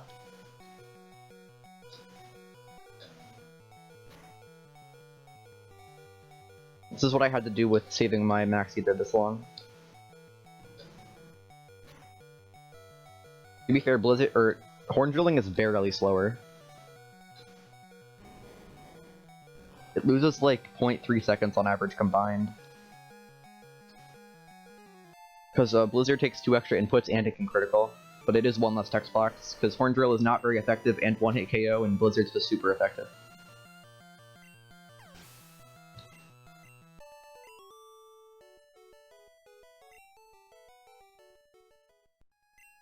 Here's your next challenge. Alright, what's up, Agatha? Here's my... one of my favorite fights in the game strategy-wise, but it's not that fun, like, to actually do it most of the time. I've messed up. Missed the YOLO scroll to secret or to rare candy. That's okay.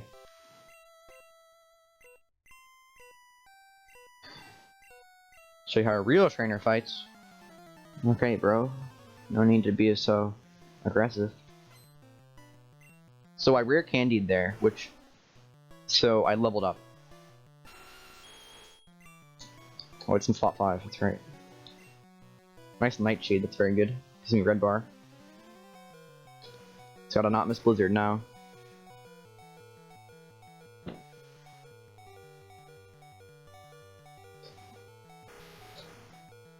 Poggers, perfect fight.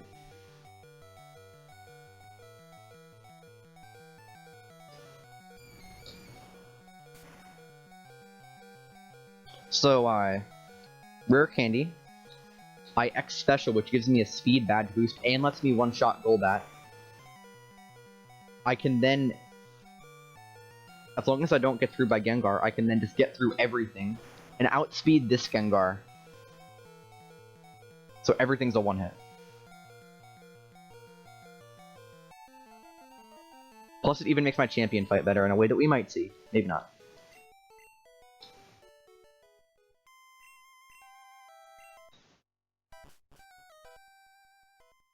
This is perfect situation to do the strat, so I'm gonna do it. So this is a fun strat on Lance. I feel the need to say that usually you would X special on Gyarados, try to tank a Hydro Pump.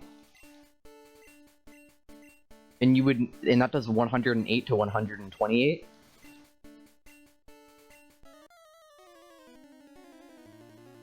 But if you're on Red Bar and you have sufficient revives and X specials, you can do this instead. Paralyzed. I'm dead.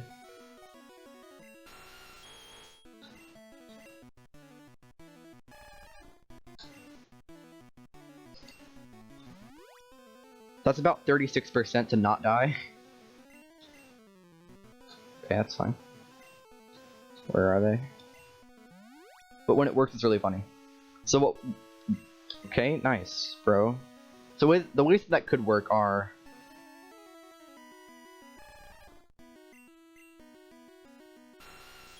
I have to do it again now. This is one of the low ends of the strat, by the way. Are critical, paralyze into fully, or Hydro Pump miss.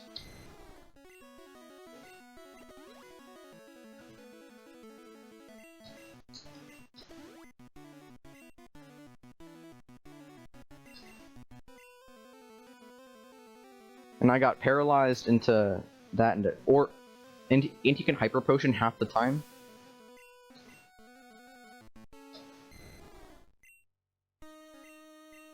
Bad.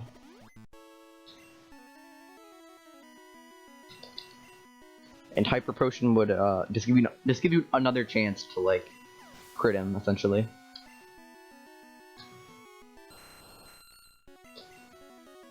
So yeah, it didn't work out, but it's fun when it works.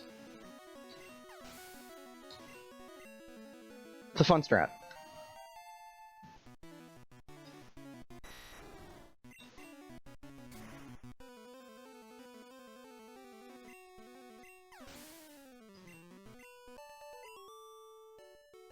Most I was in red bar, so if it worked out, that would have been crazy fast.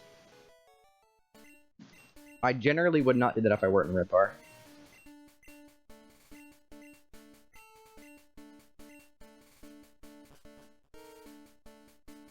Now there's only one more split, and it's champion, and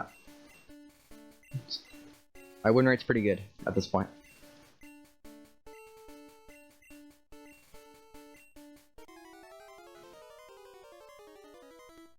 If he doesn't use Sky Attack turn 1, my win is guaranteed, and if he uses Sky Attack turn 1, I still almost always win.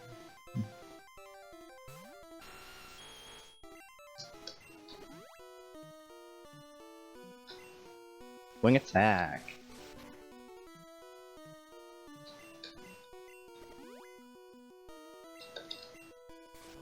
So if you went for Sky Attack, I would go for Blizzard, because Sky Attack takes 2 turns to charge up. And if I missed, he would need to crit me to kill me, and if I hit, I would Earthquake this guy, because he has very low defense. And then I would set up an X accuracy on Rhydon.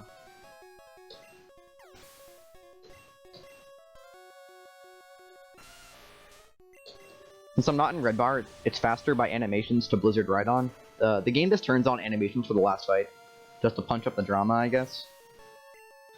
If I were in red bar, I would Thunderbolt Gyarados, but I'm not in red bar.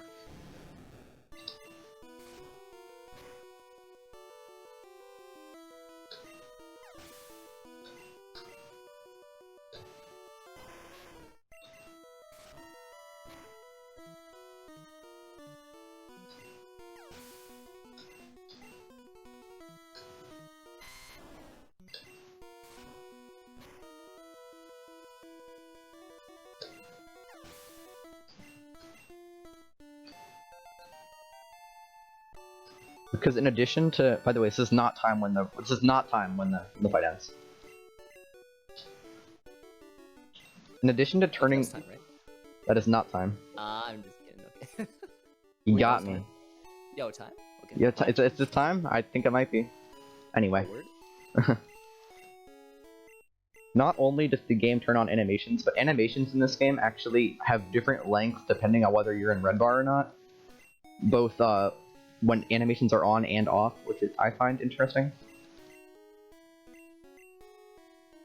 Like that little flash when you use a horn attack, or the little shake when you use a poison sting, that actually changes depending on whether you're in or out of red bar. Which is something.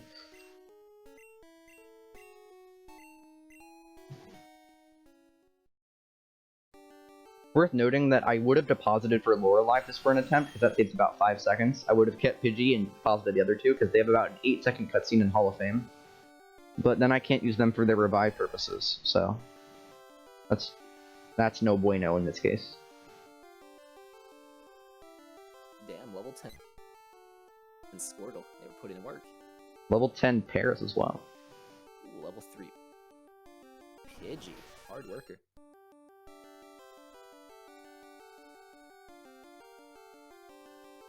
And we're coming up on time just after, it's the first white frame in the Hall of Fame sequence. Smash that. Okay, I'm gonna try to properly time that. And Nah, time. And time. Hey, good run, man. It was a lot of fun to watch. 152. Yeah. Yeah, that's pretty much all there is to it. Agree with Ferota. Yeah, that was a great run. Thanks for performing it here at WeGotJSRFHD. No problem. Any shout outs you want to give, or any final closing statements? The Pokemon speedrun community is pretty cool, I guess. Yeah, not bad. Not bad. Thanks for having me. It was fun. Of course, I'll see you next time. And you know, coming up on the marathon, we got some Jack Fu, the game.